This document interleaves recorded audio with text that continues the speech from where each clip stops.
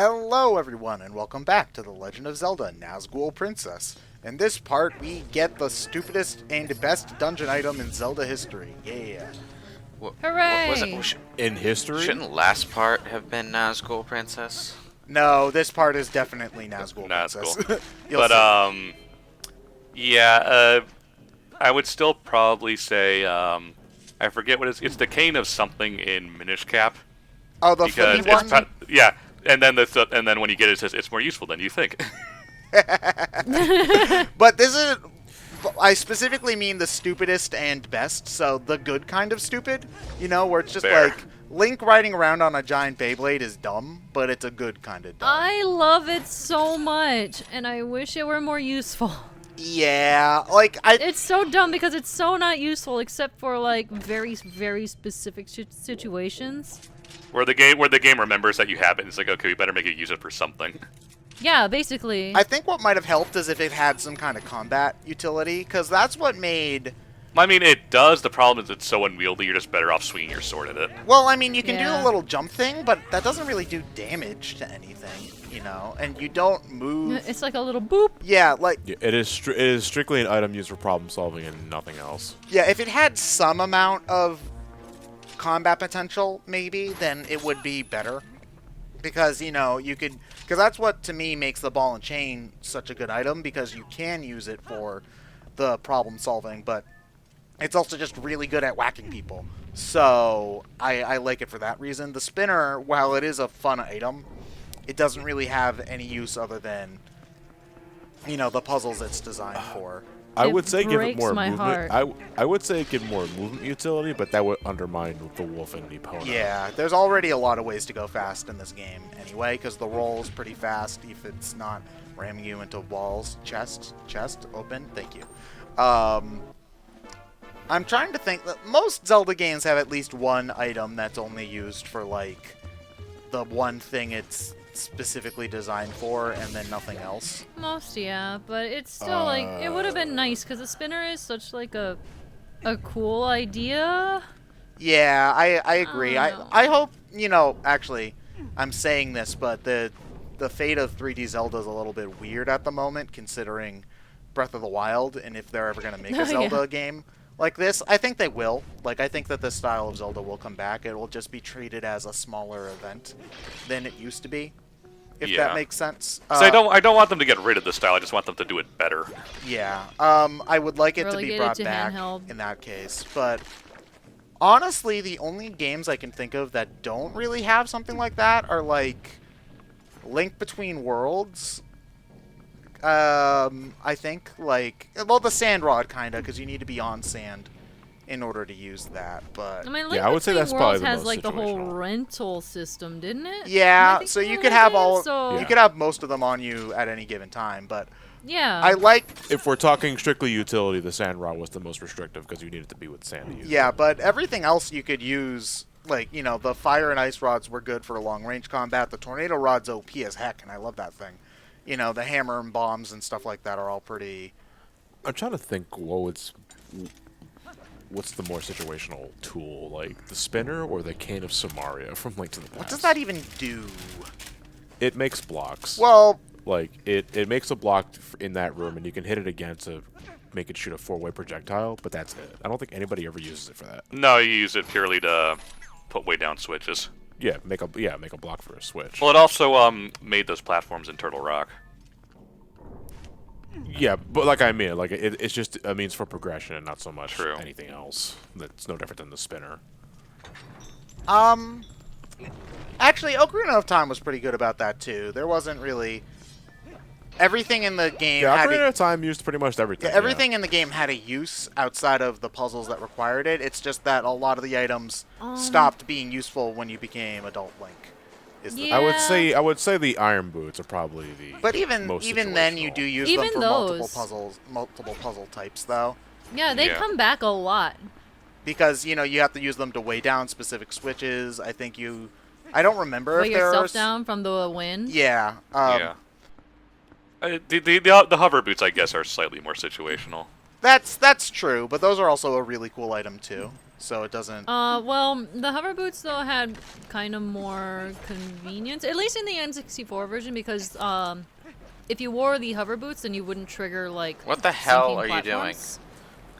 Are you gonna get rid of those mice that are I around didn't you? know what was going on. I thought the game glitched because I completely forgot that the mice existed. You have mice on you. Yeah. Yeah. I didn't. So that's what was going on. I didn't know what was. It's like no, it's It's like just you like got arthritis. Link. You're walking bow-legged. Link, you do know we have to get through here, right? Yeah, but I want to take it leisurely today. But I want to do the duck walk. Cool, huh? Exercise them calves. I love that he uses the Iron Boots animation though, and it just Yeah. looks really stupid. No, he just wants to do the Belmont strut. Ya ya ya ya. Hut hut hut hut hut. It's not even the Belmont genre. It's this mom says it's my turn on the Xbox walk. Ted. For God's sake, transform into the wolf and get rid of the mice. How long Oh no, does it's it okay take you because to when I catch leave on? the. Oh, see, look, they just got off of me. Yeah, but they're just gonna come right back when you enter the room. Well, not immediately. They all have to jump onto me. Yeah, but first. they're still there. It takes me a good bit. I thought that I was like, I didn't know what was going on. But you encountered them earlier in the dungeon. That was like a good 2 parts ago, and I'm. Now that I'm listening, there you do hear the squeaking. Finally. And it's just 2. I like my immediate reaction is to like want to join in on the laughing, but also that's exactly something that I would do. I would Yeah, but it's fine, 'cause it's absolutely happening- like but it's- immediately it's see the cool. mice and then be like, "Wow, why am I so slow?" in the very next room. It's cool, but you're laughing at somebody else's expense. Yes. I mean, to be fair, I feel like there's a lot of stuff in Zelda where stuff kind of looks obvious after you figure it out, but it's very easy to get stuck on it. Because I was watching a streamer play Minish Cap the other day, and they were in like the 3rd dungeon or whatever, the one where you get the claws, and there was a wall that you had to bomb through, and there wasn't any cracks on it, so it was easy to see why, if you were just looking at the dungeon kind of, you know, normally, why you wouldn't think to bomb it. But it also had a design on the floor, so it was less obvious than just having the wall be cracked than at like normal. So it's one of those things where you Right. notice the design on the floor, you're like, oh, that's so obvious. But then you also Especially if you're like not the one playing the game. Oh, and yeah. You're looking Yeah. at all the details in the background anyway, and you're not thinking about it, but you're just like, I see everything that's going on. Yeah, no, it is. I am the worst backseat gamer of all time. I admit it. Like, I'm terrible. I'll be like, no, do Don't watch this, me do play this, games. do this, and then people will throw me out of their house. So The thing about playing games while you're streaming and stuff though is that because you're so busy talking, you tend to miss things. Oh Yeah, yeah. I Yeah. noticed that's like the big problem with streaming is that unless it's a game you really know, or you're doing like a blind thing streaming, you kind of turn into an idiot at points. Yeah. My problem that I have is that I get distracted by my chat. Oh yeah. Because I love streaming because I like to interact with my audience in real time. It's the best thing about it. But I'm also not paying attention to the game. Yeah, same. I've been watching a lot of Resi 2 streams this past couple months, as like every so often I get to that part where they find the car key, and I'm like, Examine the thing. Examine it. it. You examine so many other things in this game. yes, exactly. It's painful. Do you need to examine it to progress? No, it's just for an extra. It's just for an extra thing. Yeah, but yeah. It's something that everyone misses because they for some reason forget that you can examine stuff in the game. Resi 2's remake does a lot of things with examining and rotating items to find buttons and stuff. You get this bent up car key, and there's a file next to it that says that the key doesn't work, but you can use the. You can use the button, keyless though. entry, yeah, and you don't do that by using the item from your inventory. You do it by rotating the key and examining the keyless entry button, which is actually pretty clever. But I've Everyone misses it. in the streams anyway. I think people catch it more when they're playing at their own pace. That's something where if I was playing the game, I would backtrack like a good 10 rooms away and then thought to examine my thing, my items, you know. You play Resident Evil. You kind of just do examine that, everything. Yeah. Well, the game You examine everything. The game It's just what the you game do. taught you very early on to examine almost anything you get because you need to do it to get to get clues to get the medallions to get to that point in the first place. Yeah. The other thing though is that Resident Evil 2 Remake is the game in the series that does the most with it. So if you're a veteran of the series, you might not think to rotate the items quite so much, because a lot of games in the series, except for like Remake 1, had that function but didn't really use it at all. So, It's also just, kind of a not super exciting mechanic, so people are just like, ooh, I found a thing, and then they want to keep on looking for stuff, and they don't want to, pause and look at it immediately. Which is not the way you should be playing survival horror, but okay. I mean, to be fair, it is Resident Evil, and people, I think, are used... A lot of people who have maybe only played, 4 are maybe used to playing on autopilot, Yeah, but... yeah, I can get that. Back to Zelda, though. Oh man, Link should. Ow! Man, I got a hook shot. Turns it around from another angle. Yep, this is definitely a hook shot. See, he was examining that spike pillar from another angle there. See, Link's so good at this game. From underneath. Yeah. Yeah, it's just as pointy Examine over it here as it close was. As it was on that side. Yeah. I sometimes worry about you, Ted. You know what? That just means you're a good friend. So, thanks.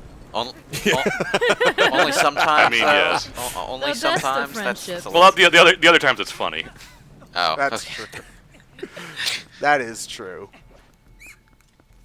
I mean, granted, for this game, I do think that most of my screw-ups are kind of funny, because they're just kind of... I do feel like it helps that I played this game before, but I didn't get stuck at anything for more than a couple of minutes, so it was more just like a silly brain fart as opposed to, oh my god, what do I do? Yeah, you're doing good. Aw, thank you. How much money did Ryan give you? A few dollars. Oh, wow, what a cheapskate. Damn it, Ryan. Not even enough to cover for the bus. Hey, if she would only do it for a few bucks, I'm happy to oblige. I'm not going to pay that much. I'm not gonna ask for that much. Oh my gosh, no. the sword is evil! Oh my god. It's an upgrade. That's a big redead. So what's the difference between a redead and a Gibdo? Gibdos A are Gibdo mummies. is mummified. And a redead's just... It's just the body.